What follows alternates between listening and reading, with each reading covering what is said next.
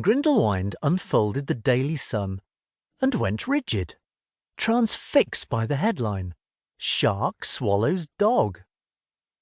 He read with fascination how a man had gone wading at the local beach with his dog, and how a shark had shimmered its way through the shallow water and taken the dog, complete with collar and lead, just like that, through the waves and out into the bay, never to be seen again.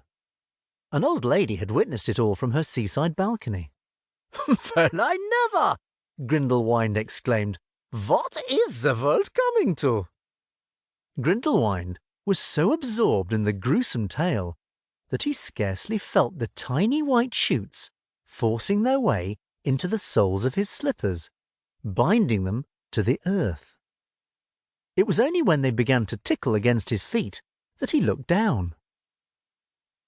What happened next happened so quickly that Grindelwinde had no chance to escape. The vines, for that is what they were, began twisting madly around Grindelwinde's ankles, leafing with each turn, covering him in green, but worst of all, gripping him so he couldn't move.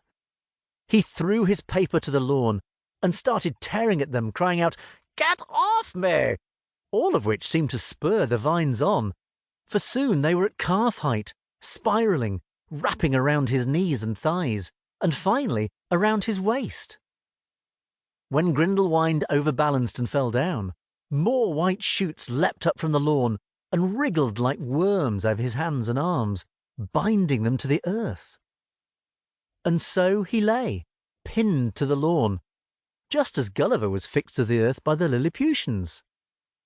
But no tiny finger-sized men paid Grindelwinde a visit to threaten, negotiate with, or free him.